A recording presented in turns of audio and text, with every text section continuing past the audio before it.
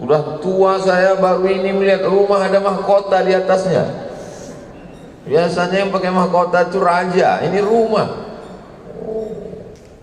Terus yang di sebelah itu apa? Ini sebelah itu kuburan yang punya masjid, yang punya rumah. Berarti udah meninggal orangnya? Belum. Loh, gimana orang belum meninggal udah ada kuburannya? Lama saya berpikir di jalan.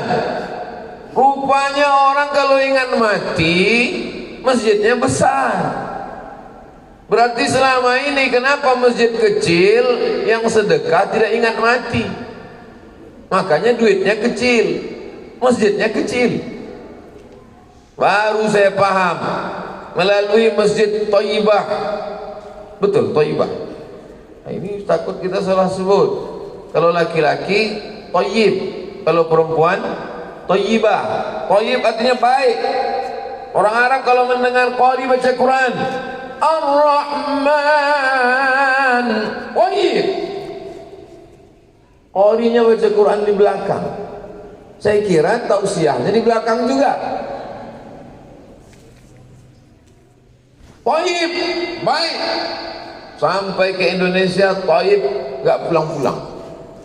Thayyib. Thayyibah, baik, perempuan yang baik. Masjid ini tempat yang baik. Tanahnya paling baik karena tanahnya tak bisa dijual. Tanahnya tidak bisa diwariskan. Tanahnya tidak bisa dihibahkan. Wa annal masajida lillah, karena tanah ini sudah menjadi milik Allah. Tapi jangan mentang-mentang ini milik Allah lalu pintunya tidak dikunci. Maling tidak mau tahu, nanti dia ambil, pas ditangkap Pak polisi, kenapa kau ambil? Milik Allah. Saudara yang dimuliakan Allah Subhanahu wa taala. Dalam perjalanan menuju hotel saya berpikir, ternyata nasihat yang paling kuat untuk mengingat kematian adalah kuburan.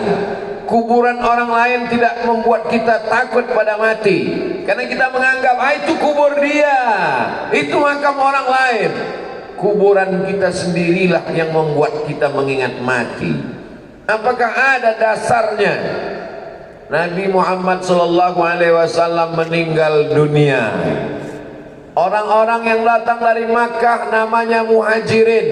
Mereka mengatakan Nabi mesti dikuburkan di Makkah, karena Nabi orang Makkah, lahirnya di Makkah, besarnya di Makkah, kuburnya mesti di Makkah. Kata orang Madinah, tidak. Nabi meninggalnya di Madinah, berjihadnya di Madinah, 10 tahun di Madinah, sahabat yang baik-baik di Madinah, maka Nabi mesti dikuburkan di Madinah. Ikhtilaf antara sahabat. Datang Sayyidina Abu Bakar Siddiq radhiyallahu anhu. Saya pernah mendengar Nabi bersabda, nahnu ma'asyirul anbiya, kami para nabi dikuburkan di mana kami meninggal, disitulah kami ditanamkan, disitulah kami dikebumikan, disitulah kami disemayamkan. Tidak perlu jasadnya dibawa kemana. Maka jasad Nabi tidak dibawa ke Makkah, jasad Nabi tidak dikuburkan di Baqi, jasad Nabi dikuburkan di tempat beliau meninggal. Di atas kasur tempat tidur beliau, bawahnya digali, ditanamkan di sana. Itulah kubur Nabi. Di kamar Sayyidatuna Aisyah, di samping Taman Raudhah, ma baina baiti wa mimbari, antara rumahku dan mimbarku. Tapi ada hadis satu lagi berkata, ma baina qabri, antara kuburku dan mimbarku. Bagaimana mungkin Nabi berkata antara kuburku, padahal dia belum meninggal dunia? Itu menunjukkan bahwa dia sudah menunjukkan tempatnya sebelum dia meninggal. Ma baina qabri, antara kuburku dan mimbarku, raudhatun min riyadil jannah. Ramadan tahun lalu kita membaca kitab Ar-Risalah Al-Qushairiyah, khatam 30 malam. salah satu riwayat dalam Ar-Risalah Al-Qushairiyah ditulis oleh Imam Al-Qushairi, ada salah seorang wali Allah menggali kuburnya sebelum dia meninggal dunia, dan setiap malam dia tahajud di dalam lubang itu membaca Quran dan berzikir, karena lebih khusyuk, lebih takut, lebih ikhlas, lebih bersih, lebih murni hatinya kepada Allah Subhanahu wa ta'ala. Tapi jangan gara-gara ini pulang dari pengajian ini semuanya menggali kubur. Saudara yang dimuliakan Allah Subhanahu wa ta'ala, ada orang takut cerita tentang mati. Seorang suami kalau cerita tentang mati, nanti kalau papa mati gimana ma? Jangan cerita mati. Seorang istri takut cerita mati, padahal kematian akan datang. Hari ini Abdul Somad bukan sedang mengajar, Abdul Somad tidak sedang ceramah, tapi sedang bercerita bahwa dalam perjalanannya dia mengambil pelajaran. Pelajaran tidak hanya diambil dari buku, pelajaran tidak hanya diambil dari kitab. Man salaka tariqan, siapa yang melewati suatu jalan, yaltamisu fihi ilman, di jalan itu dia mendapatkan ilmu, sahalallahu lahu bihi tariqan ilal jannah, dimudahkan Allah jalannya menuju surga. Makanya kalau kita jalan-jalan itu matanya dibuka, supaya ketika di jalan itu kita banyak dapat pelajaran-pelajaran. Di antara pelajaran yang saya dapat dalam perjalanan saya dari Samarinda ke Balikpapan adalah bahwa ternyata kalau kita ingat mati, harta kita akan kita habiskan untuk membangun masjid. Ternyata kalau kita ingat mati, kita tidak takut dan tidak khawatir. Kenapa masjid bisa sebesar ini? Jawabannya saya dapat subuh ini. Ternyata orang-orang masyarakat muslimin muslimat di sekitar masjid sudah sholat subuh 16 tahun, barulah bisa jamaahnya, masjidnya semuanya besar, tiangnya besar, kubahnya besar, jamaahnya besar, kursinya pun besar. Itu maka saya tak duduk di sini. Kalau saya duduk tenggelam, saya nampak betul saya kecil. Jamaah yang dimuliakan Allah Subhanahu wa ta'ala, ini ulang tahun yang ke-16 safari subuh ini. Baru di masjid ini saya dikasih tahu oleh protokol. Tidak diberitahu bahwa ini ulang tahun safari subuh yang ke-16. Kalau mau masjidnya besar, maka safari subuh. Dalam pikiran saya, kalau 16 tahun aja sebesar ini, apalagi kalau 25 tahun. Ini nampaknya masjidnya akan mengalami pembesaran terus. Semakin besar masjidnya, semakin luas tanah yang dipakai, semakin ramai jamaah, maka disitulah Allah akan menurunkan rahmatnya ke negeri ini. Negeri ini menjadi baldatun thayyibatun wa rabbun ghafur. Ada yang negerinya baldatun thayyibatun, negerinya baik, pekerjaan mudah, banyak uang, rumah mewah, mobilnya cantik, tapi Allah tidak Rabbun Ghafur, karena Allah tidak disembah. Pernikahan sejenis diizinkan, khamar dijual belikan. Negerinya thayyibatun, tapi Allah tidak Rabbun Ghafur. Kita ingin bukan cuman baldatun thayyibatun, tapi kita ingin Rabbun Ghafur. Karena kalau cuman thayyibatun di dunia saja dapat, akhirat belum tentu. Kalau cuman thayyibatun baik di dunia, dunia hanya sementara, dunia hanya sekejap, setelah itu habis. Yang kekal abadi adalah walal akhiratu khairul laka minal ula wal akhiratu khairu wa abqa. Akhirat lebih kekal, akhirat lebih abadi, dunia sekejap, hanya bernaung di bawah pohon yang rindang karena panas cahaya matahari. Tidak sanggup melanjutkan perjalanan, bernaung sebentar. Abdul Somad dalam perjalanan dari Samarinda menuju Balikpapan. Karena panas terik, berhenti sebentar di bawah pohon yang rindang, sejuk, adem, ayem, sementara matahari redup. Begitu matahari redup, perjalanan akan dilanjutkan.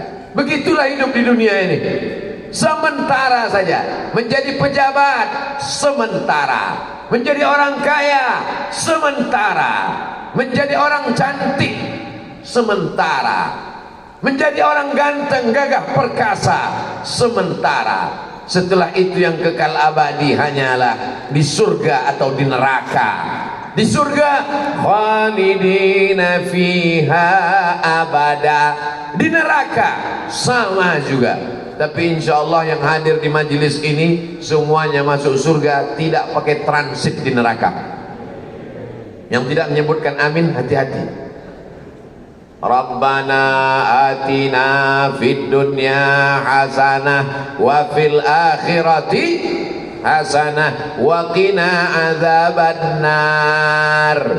Orang yang cerdas bukan yang IP-nya 4. Orang yang cerdas bukan yang IQ-nya 200. Siapa orang yang cerdas? Kata Nabi, Al-Qayyis, orang yang cerdas, mandana nafsahu, dia tekan hawa nafsunya, dia tekan keinginannya. Wa amila lima ba'dal maut, yang dia pikirkan apa yang akan aku hasilkan setelah aku mati nanti. Ingin membuat sesuatu yang mewah, yang besar, yang megah, dia tekan keinginannya. Akhirnya tanah diwakafkan, di atas tanah dibangun masjid, dibangkitkan semangat jamaah untuk sholat subuh berjamaah, ditekan keinginan-keinginan hawa nafsu. Akhirnya itulah yang menjadi kekal abadi. Berapa banyak orang-orang kaya di dunia ini, begitu mati meninggalkan dunia, hartanya ditarik seperti harimau mendapatkan bangkai rusa. Satu mencakar kakinya, satu mengambil kepalanya, yang satu menarik ekornya, tulang-tulangnya dimakan semut, lemak-lemaknya dimakan rayap, habis tak tersisa. Mana yang kekal abadi? Masjid. Karena developer tidak akan mungkin mengambil masjid untuk buat perumahan.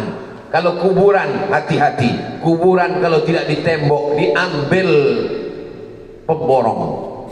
Mohon maaf, pemborong, jangan tersinggung. Kalau tersinggung berarti pernah ngambil kuburan jadi perumahan. Saudara yang dimuliakan Allah Subhanahu wa taala, bercerita tentang keinginan hawa nafsu tidak pernah cukup. Sudah punya satu mobil, mau 2. Sudah ada satu rumah, mau bertambah. Ada kebun 5, 10, 20 hektar, mau sejauh mata memandang. Yang bisa menekan hawa nafsu hanyalah mengingat kematian. Aksiru, perbanyaklah min zikri, mengingat-ingat hadimal ladzat, dia yang menghancurkan segala kelezatan. Kalau dia sudah datang, lezatnya makanan hanya sejengkal di tenggorokan, hilang. Kalau dia sudah datang, lezatnya pandangan hanya di pelupuk mata, melayang. Kalau dia sudah datang, lezatnya pendengaran hanya sampai ke gendang telinga, hilang. Banyak-banyak mengingat dia. Siapa dia? Nasihat yang tak berbunyi, nasihat yang tak bersuara, nasihat yang tak berhuruf. Dia hanya diam, tapi dia pasti datang. Ustadz Abdul Somad akan datang ke Masjid Thaibah. Rupanya sudah diumumkan 3 tahun yang lalu. Hari ini baru datang. Pejabat akan datang, balehonya dipasang, karpetnya sudah dibentang, batal datang. Tapi kematian tak pernah disambut. Ada di antara bapak ibu yang pernah menyambut kematian? Ahlan wa sahlan wahai kematian. Pernah bapak ibu ada menyambut grup selamat datang wahai kematian? Kematian tidak pernah diinginkan, tapi dia datang tanpa memberitahu. Ada yang diberitahu kematian datang. Suatu ketika datanglah seseorang. Assalamualaikum. Waalaikumsalam. Dia bertamu ke rumah Nabi Ibrahim alaihissalam, yang namanya tadi kita sebut 4 kali dalam tasyahud akhir. kama shallaita ala Ibrahim wa ala ali Ibrahim kama barakta ala Ibrahim wa ala ali Ibrahim. Assalamualaikum. Waalaikumsalam. Man anta? Nabi Ibrahim sahibul bait, dia bertanya kepada tamunya, man anta, kamu siapa? Apa kata tamunya? Ana malakul maut, aku malaikat maut. Bayangkan kalau tamu kita pagi ini datang malaikat maut. Kamu siapa? Malaikat maut. Kamu mau apa? Mada turidu? Kamu mau apa malaikat maut? Kata Nabi Ibrahim. Malaikat maut menjawab, uridu an aqbidha ruhak. Aku mau mencabut nyawa. Kata Nabi Ibrahim, aku ini Khalilullah, aku ini orang paling dekat dengan Allah, aku ini kekasih Allah. Apakah mungkin ada kekasih yang tega mencabut nyawa kekasihnya? Apakah ada kekasih yang mau menyakiti kekasihnya? Kekasih takkan mungkin menyakiti kekasihnya. Kata Nabi Ibrahim alaihissalam. Apa jawab malaikat maut? Hal yakrahu khalilun liqa'a khalilihi. Adakah kekasih yang tak suka berjumpa dengan kekasihnya? Kata Nabi Ibrahim, kalau begitu cabutlah nyawaku. Mana tahu nanti malaikat maut datang, cobalah ajak bernegosiasi begitu. Assalamualaikum. Waalaikumsalam. Kamu siapa? Tukang kredit. Tukang kredit aja tidak bisa diajak mundur, apalagi malaikat maut. Ini kenapa bisa? Ibrahim alaihissalam. Di antara banyak manusia, ada beberapa orang diangkat menjadi nabi. Di antara beberapa nabi, ada yang diangkat menjadi rasul. Di antara beberapa rasul, ada yang diangkat menjadi ulul azmi. Di antara ulul azmi itu adalah Sayyidina wa Maulana Ibrahim alaihissalam. Bukan kita, tapi ada beberapa hamba Allah yang saya jumpai, dia ingin coba tawar menawar dengan Allah subhanahu wa ta'ala. Pak Haji umurnya berapa? 85 tahun Pak Ustadz. Tapi saya berharap Allah jangan matikan saya dulu. Dalam hati saya ini bonusnya sudah hampir 1/4 abad. Jadi gimana caranya minta kepada Allah? Saya minta kepada Allah, Pak Ustadz sedang membangun 3 masjid. Ya Allah, jangan matikan aku dulu sebelum 3 masjid ini selesai. Oh, begitu caranya tawar menawar dengan Allah subhanahu wa ta'ala. Jauh berjalan banyak dilihat, lama hidup banyak dirasa. Ketemu orang isi kepalanya macam-macam. Ketemu lagi di satu tempat. Ustadz Somad, tolong doakan saya. Doa apa Pak Haji? Supaya Allah jangan matikan saya dulu sebelum saya membangun 99 masjid. Macam-macam, rambut sama hitam, isi kepala macam-macam. Ini orang-orang yang cerdas bernegosiasi dengan Allah. Apakah mungkin Allah menambah umurnya?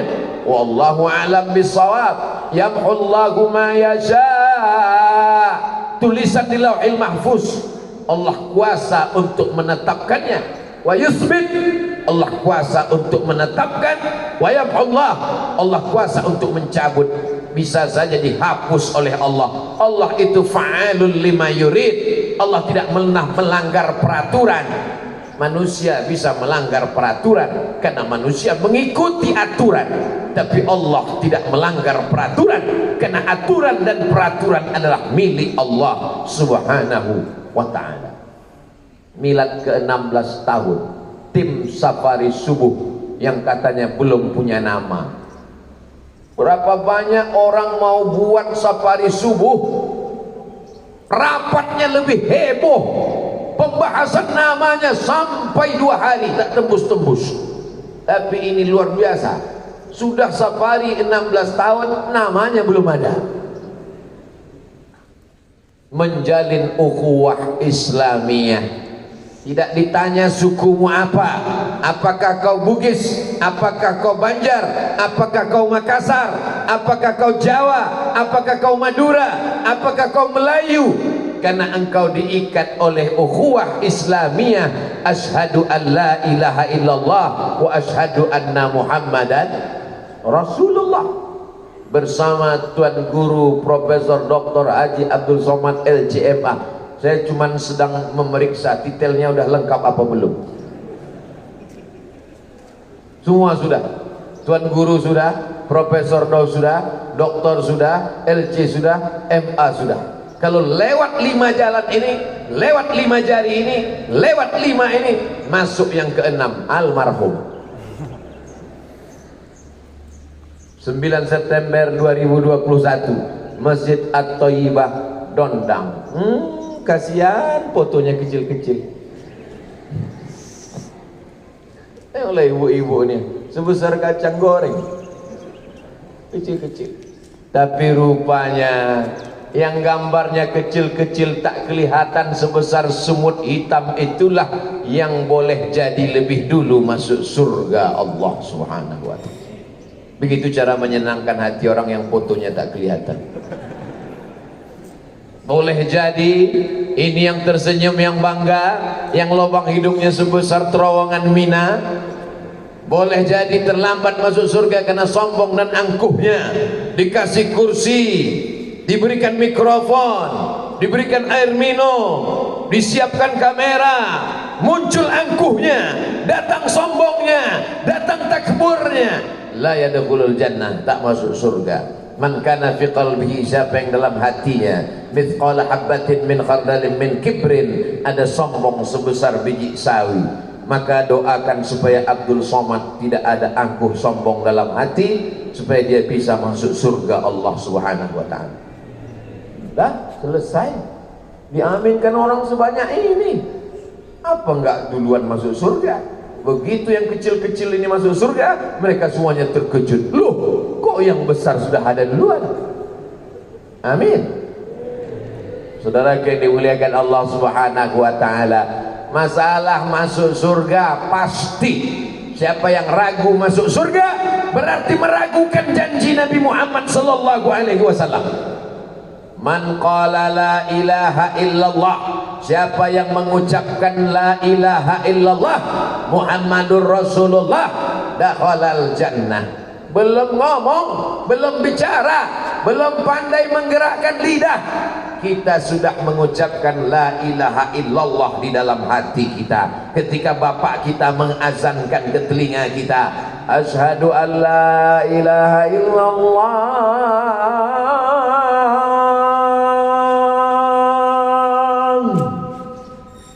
saya sedang ngetes mic-nya aja, mantap. Apa kata anak di dalam?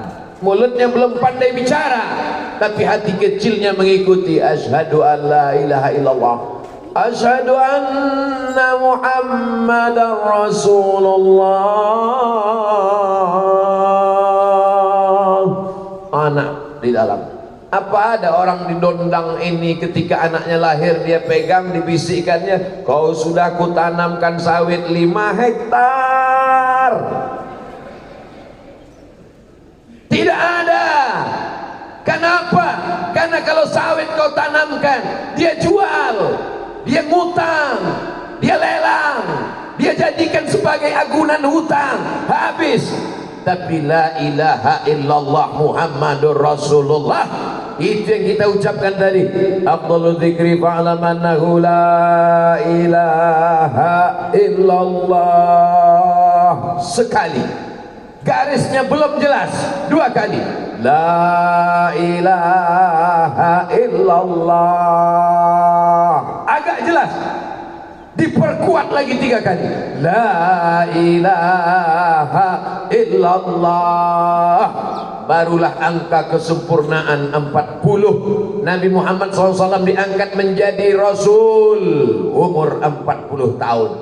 Nabi Musa terjebak di lembah Tih 40 tahun.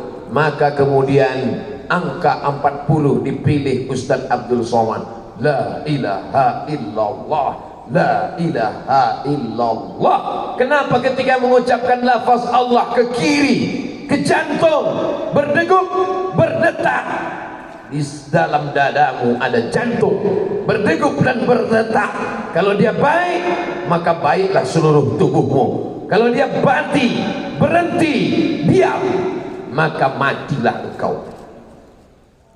Pak Haji kemarin yang ikut pengajian kita di mana? Sudah meninggal Pak Ustadz. Loh, kenapa? Mati mendadak karena serangan jantung. Kok serangan Belanda? Serangan jantung. Jantung ini kalau sudah kena, makanya kata Nabi, ala fil jasadi mudghah, ketahuilah di dalam jasad ini ada segumpal, ada sekepal, ada segenggam. Idza salahat salahal jasadu kulluh, kalau dia baik maka seluruh tubuh menjadi baik. Wa idza fasadat, kalau dia rusak, maka inilah letaknya jantung. Di dalam ini ada hasad, di dalam ini ada dengki, di dalam ini ada dendam kesumat, di dalam ini ada syirik, di dalam ini ada munafik, di dalam ini ada kufur. Dipukul dia dengan palu godam, dipukul, dihajar, dibantai, supaya hilang karat-karatnya dengan la ilaha illallah. Allah tegut jantung. Itu bukan asal-asal goyang kepala aja. Ini banyak orang zikir, tengoknya goyang, dia goyang pula. Saudara yang dimuliakan Allah Subhanahu wa taala, ada karat-karatnya. Besi itu kalau dalam tanah dia berkarat. Bagaimana mencopot, melepas karatnya? Melepas karat jantung. Jantung atau hati Pak Ustadz? Ustadz Somad bilang jantung, kata guru kami hati. Saya tidak mau kelahi. Ya udah kita pakai dua-duanya, jantung hati. Saudara yang dimuliakan Allah Subhanahu wa taala, makanya Allah mengajarkan Nabi Muhammad sallallahu alaihi wasallam, dan dia mengajarkan kita, ya muqallibal qulub, wahai engkau yang membolak-balikkan hati, membolak-balikkan jantung, membolak-balikkan jantung hati. Sabit qalbi, kokohkan hatiku, ala dinik, dalam agamamu, wa ala ta'atik, dalam ketaatan kepadamu. Ini bisa istiqomah 16 tahun, maka tak lain tak bukan, pastilah karena jantungnya baik.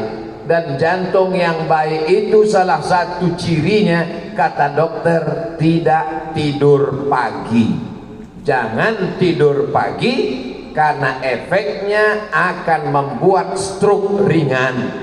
Stroke ringan karena detak jantung tidak normal, menyebabkan darah tidak dihembuskan ke otak, otak kurang asupan oksigen. Ini tidak perlu saya teruskan karena nanti dokter pun kebingungan mendengarkannya.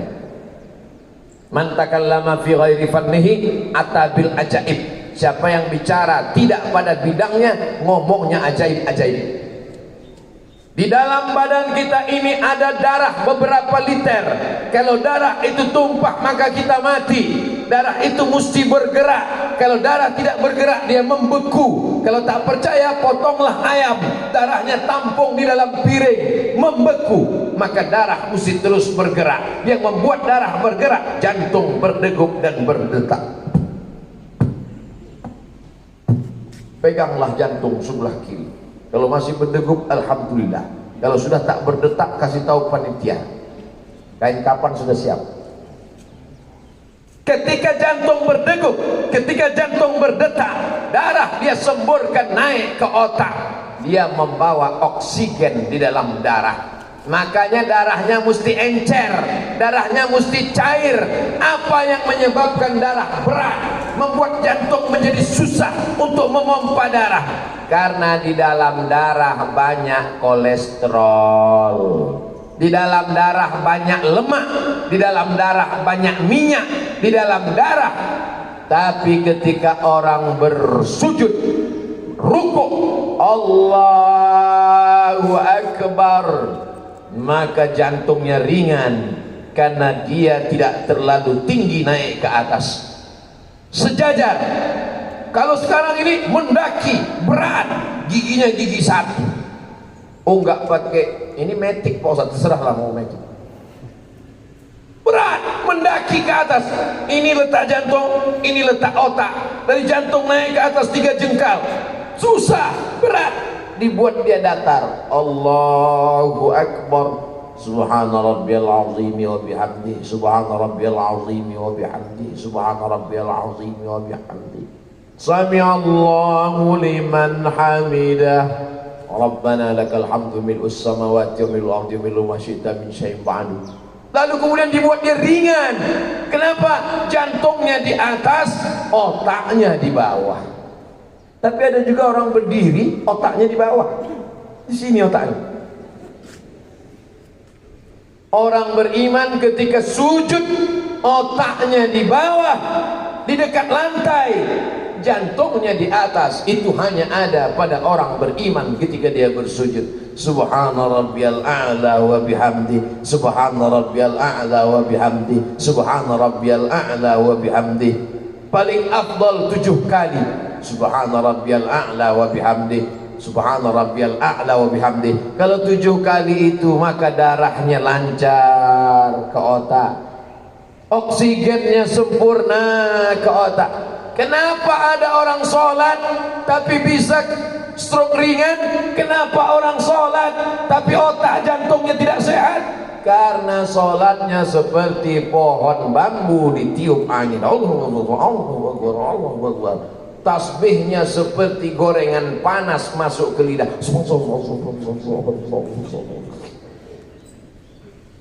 Nanti dalam catatan malaikat kumur-kumur, kumur-kumur, kumur-kumur, kumur-kumur. Bukan tasbih, bukan tahmid, bukan takbir. Nikmati sholat. Ada rasa nikmat, lauk ada rasanya. Bahwa kita sedang berhadapan dengan Dia, pencipta alam semesta. Kita bukan menghadapi bupati, bukan berhadapan dengan gubernur, bukan berhadapan dengan polisi, bukan berhadapan dengan tentara, tapi kita berhadapan dengan Rabbil Alamin, pencipta alam semesta. Kadang kita ini lebih takut berhadapan dengan atasan daripada dengan Allah. Kalau atasan yang menelpon, siapa? Sebentar lagi datang Pak. Kau besok datang jam 7 ya? Siapa? Jam 6.30 sudah datang. Tapi begitu Allah yang memanggil kita, hayya 'alas shalah. Jam 3 belum sholat zuhur. Kok belum sholat zuhur? Waktu zuhur kan panjang. Ada saja alasan-alasan kita. Kalau mau cukup 1 dalil. Tapi kalau tak mau, 1000 dalil akan dibantah dengan 1001 dalil. Bukan hadis Nabi. Dapat saya di grup WhatsApp. Saudara yang dimuliakan Allah Subhanahu wa taala, bisa pada waktu awal paginya sudah ringan jantungnya, maka ini hanya ada pada orang yang sholat berjamaah. Tidak mungkin bangun ujuk-ujuk sholat subuh. Tidak. Kalau tidak sanggup bangun jam 1 malam, tidak sanggup bangun jam 2 malam, bangunlah 1 jam sebelum azan subuh. Setel jam 4. Bangun, bagus mandi, terapi mandi, segar, fresh. Kena air dingin ke kepala, ke badan, bersih, harum, wangi. Jangan makan bawang putih, makan bawang merah, tidak gosok gigi, masuk ke masjid. Hadis Nabi, bukan kata saya, bukan kata Abdul Somad. Man akala basalan, siapa yang makan bawang merah, au sauman, makan bawang putih, falyatazil masjidana, jangan dekat-dekat masjid kami. Ibu jangan khawatir, jangan gara-gara ini lalu pulang semua bawang dibuang, jangan. Maksudnya di situ orang Arab makan bawang putih, bawang merah mentah, tidak gosok gigi, itu maksudnya. Tetap makan bawang merah, makan bawang putih, setelah itu gosok gigi. Kenapa Nabi menyuruh gosok gigi? Karena bau busuk menyebabkan malaikat tidak turun membawa rahmat. Innal malaikata tata'adza, malaikat tersakiti, tidak suka bau busuk. Makanya kalau di majelis para habaib dihidupkan asap-asap gaharu, dihidupkan bukhur, bukhur yang dijual di Makkah, bukhur yang dijual di Madinah. Kami dulu ketika masih menjadi mahasiswa dari Mesir, naik kapal laut ke Jeddah, dari Jeddah naik mobil ke Makkah, melihat asap-asap, berdiri di dekat asap, tarik asap biar supaya harum semerbak. Ini namanya parfum gratis untuk mahasiswa. 1 onnya, 1 milinya, harganya mahal. Kita yang tidak tahu masih anak mahasiswa, rupanya ini gaharu berasal dari Pulau Kalimantan. Di tengah hutan belantara ada 1 pohon gaharu cendana, dijadikan orang Melayu sebagai pantun. Sudah gaharu cendana pula, sudah tahu bertanya pula. Di dalam batangnya itu ada hitam, lalu kemudian dia berminyak. Minyaknya itulah dijadikan parfum. 1 botol kecilnya 40 juta. 40 juta. Jarang orang mau pakai parfum ini, karena kalau dipakai teman-teman minta itu semakin berkurang menetes air mata, sakit mahalnya. Saudara yang dimuliakan Allah Subhanahu wa taala, makanya kalau di majelis para habaib dihidupkan bukur asap. Orang-orang yang belum ngaji, yang baru taubat, akhirnya saling berbisik, kenapa pakai asap? Mungkin manggil jin.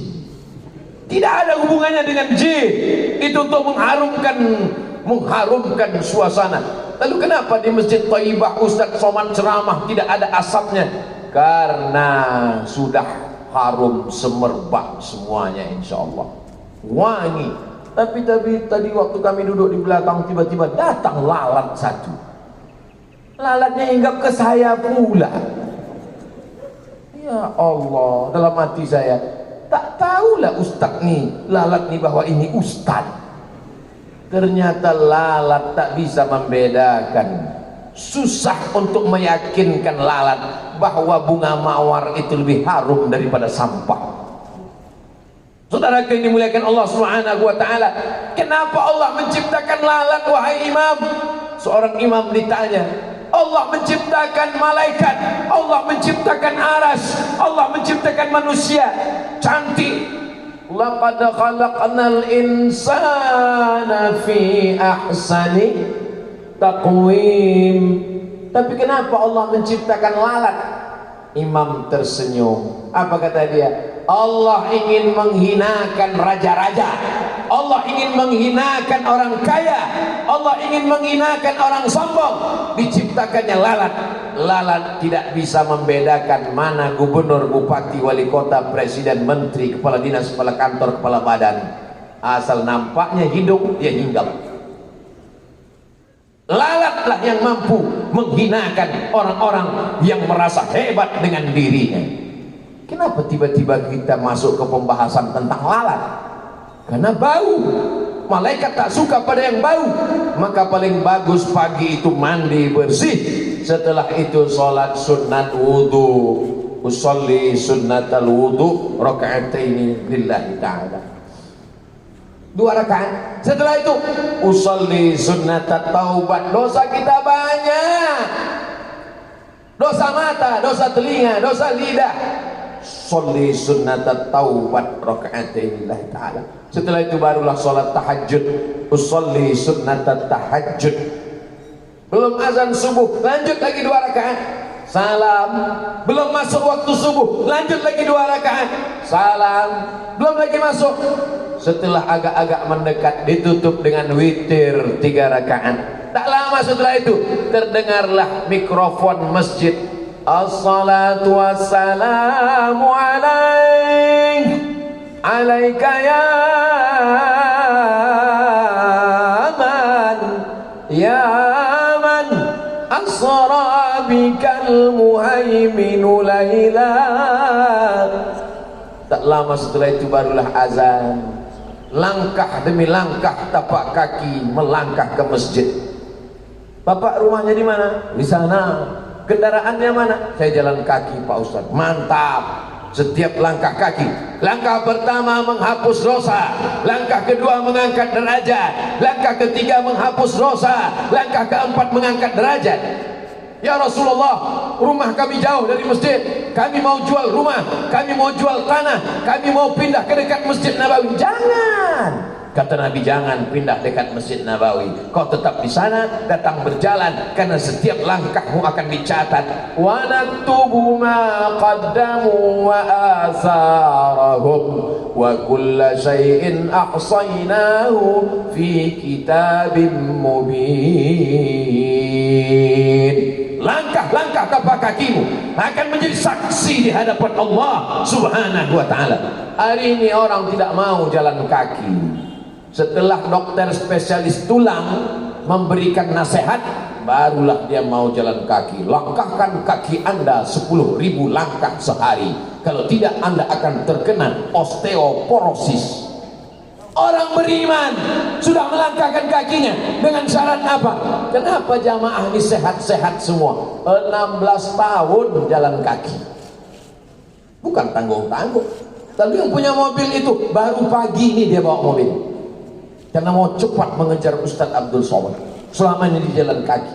Saudara yang dimuliakan Allah Subhanahu wa ta'ala. Lalu Pak Ustadz, kami yang ke masjid gak jalan kaki, apa gak ada pahalanya? Setiap tetes bensinmu akan dibalas Allah pahala. Tapi saya pakai solar Pak Ustadz, setiap solarmu akan pahala. Tapi saya pakai Dexlite Pak Ustadz, setiap Dexlite. Yang pertama Pak Ustadz, banyak kan cakap kau. Saudara yang dimuliakan Allah, jangan berkecil hati. Yang tak bisa jalan kaki, yang sudah tua renta, diboncengkan anaknya, anaknya dapat pahala. Bangkit semangat sampai ke masjid, sholat tahiyatul masjid. Setelah itu qabliyah subuh. Setelah itu sholat subuh. Setelah sholat subuh, jangan pulang ke rumah. Hidupkan ruhmu, terangi cahaya batinmu. Bagaimana cara menghidupkan cahaya batin? Dengan menahan diri di masjid dari subuh sampai terbit matahari. Kira-kira matahari sudah terbit betul di Dondang ini? Sudah. Kalau tak terbit mana nampak mobil merah sama putih? Tadi saya tengok mobil itu hitam semuanya. Setelah terbit matahari, oh ada yang merah, ada yang putih, ada yang biru, ada yang hijau, baru nampak pagarnya warna kuning. Itu menunjukkan matahari sudah terbit. Tapi kalau ragu matahari sudah terbit atau belum, cukup lihat waktu maghrib. Maghrib di Dondang jam berapa? Jam berapa Pak Haji maghrib di Dondang?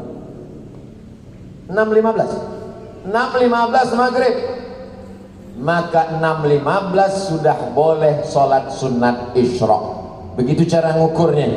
Payah kalau pakai hitung-hitungan. Tunggu matahari terbit. Waktu matahari terbit, waktu 2 tanduk setan gak boleh sholat, haram. Mengikuti orang musyrik Makkah, lewatkan setinggi tombak 12 menit, ribet, jelimet, sulit, susah, payah.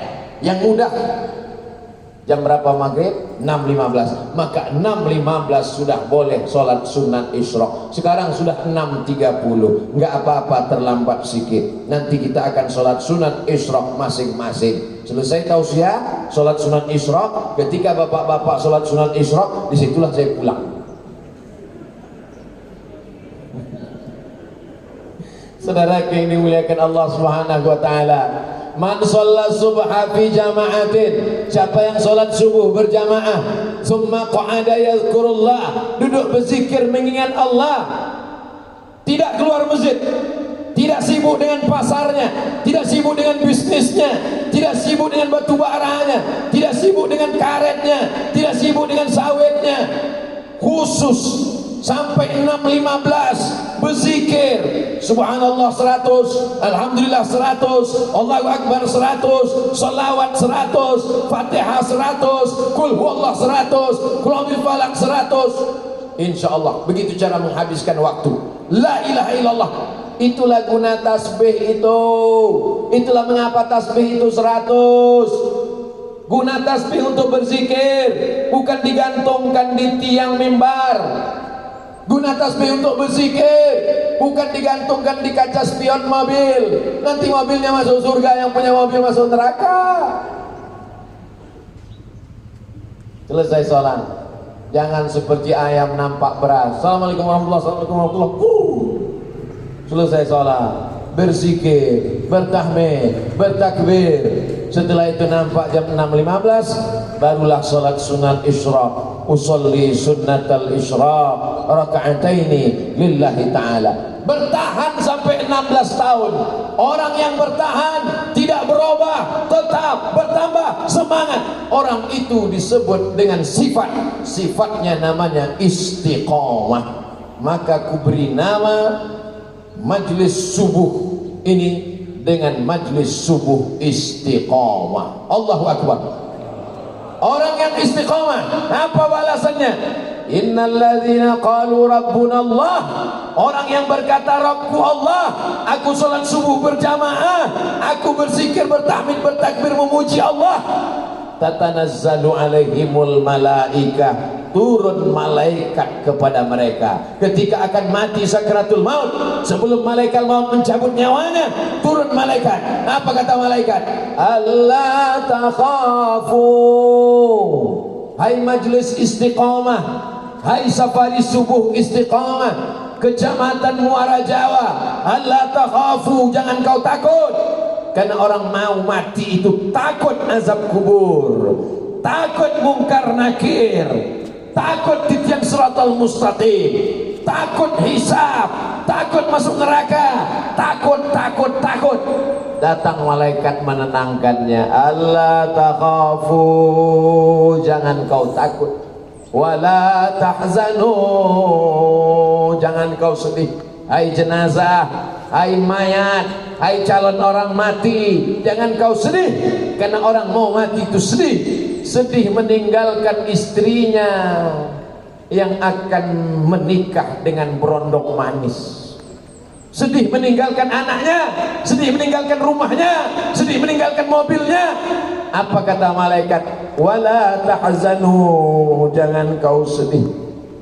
Takutnya hilang, sedihnya hilang.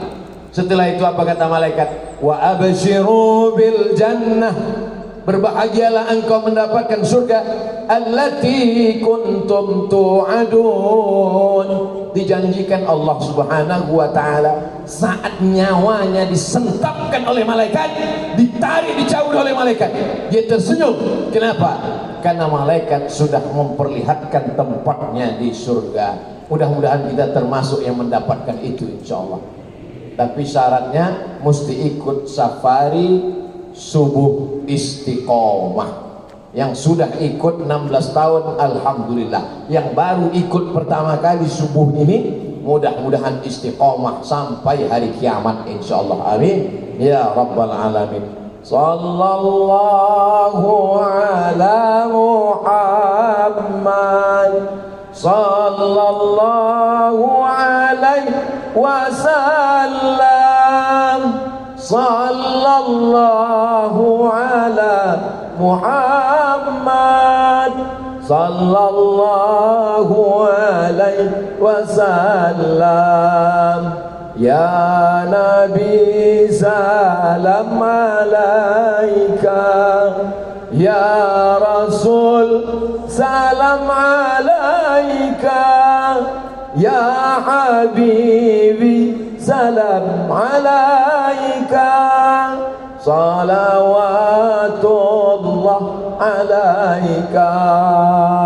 Begitulah jamaah akan mengiring kita ke liang lahat, dimasukkannya ke dalam kubur. Habis itu 3 orang turun ke bawah, yang satu memegang kepala, yang satu memegang pinggang, yang satu memegang kaki. Orang dari atas teriak, buka wajahnya, buka.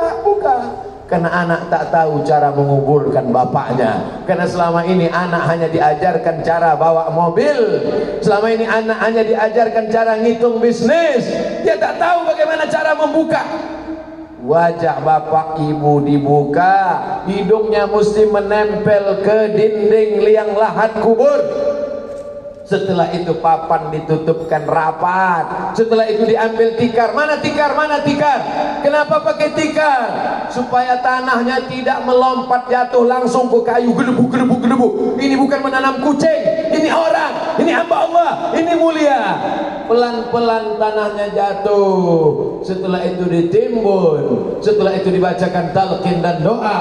Setelah itu kedengaran suara kaki pelayat orang yang meninggal dunia, jenazah yang di dalam liang lahat, mendengar suara kaki pelayat masuk ke dalam kubur, mendengar suara kaki pelayat yang mengiring jenazah pulang satu persatu, tinggallah kau sendiri di dalam.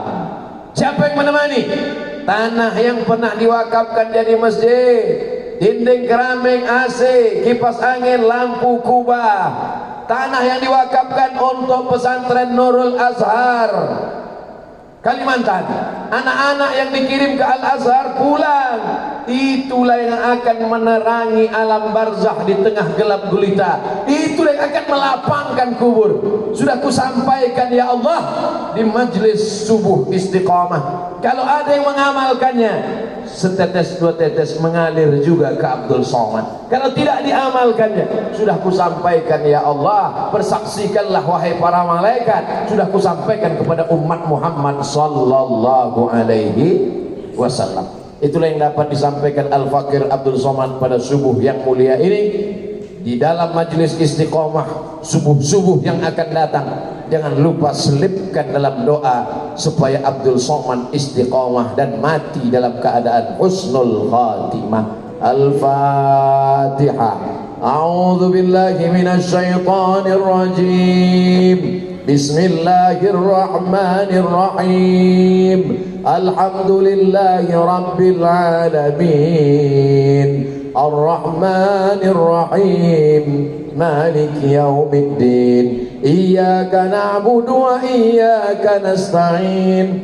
Ihdinas siratal mustaqim. Siratal ladzina an'amta 'alaihim ghairil maghdubi 'alaihim waladdallin. Amin.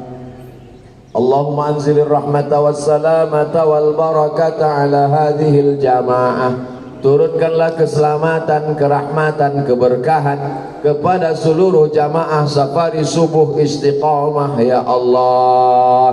Allahumma rzuqna rizqan halalan tayyiban mubarakan fih. Berikanlah kami rezeki yang halal dan barakah supaya kami dapat berwakaf, berinfak dan bersedekah. Rabbana hab lana minas salihin. Berikan kepada kami anak-anak yang saleh dan salihah, min huffazil Quran wal hafizat. Anak kami menjadi para penghafal Quran ya Allah. Minal mujahidina fi sabilika bi amwalihim wa anfusihim. Jadikan anak kami mujahid fi sabilillah. Mereka menolong agamamu dengan harta dan nyawa mereka ya Allah. Rabbana hab lana min ladunka dzurriyyatan thayyibah. Jadikanlah anak-anak kami keturunan yang baik-baik ya Allah.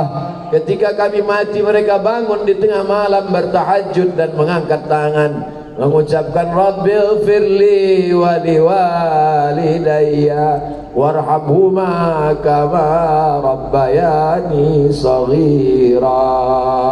Allahumma rzuqnal istiqamah.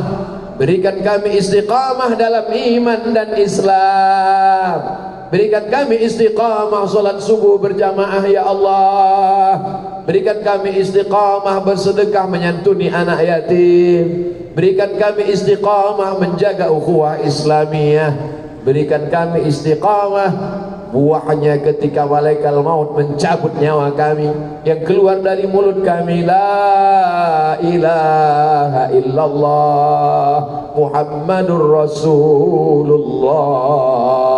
Rabbana fir lana dzunubana, ampunkan dosa kami, wali abaina, ayah kami, wali ummahatina, ibu kami, wali masyaikhina, guru-guru kami, wali ikhwanina, saudara-saudara kami ya Allah, wali man ahsana ilaina, orang-orang yang pernah berbuat baik pada kami tapi kami belum mampu membalasnya, beri mereka kebaikan ya Allah.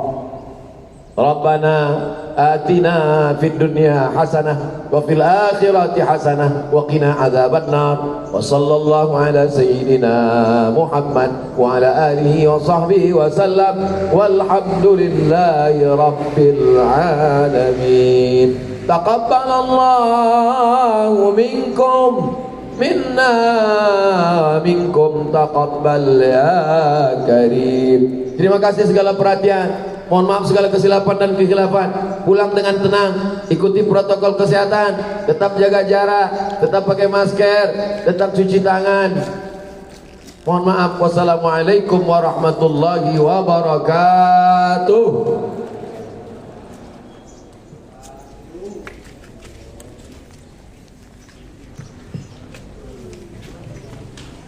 Terima kasih kami sampaikan kepada atas fakir akhina fillah Profesor Dr. Haji Abdul Somad LCMS.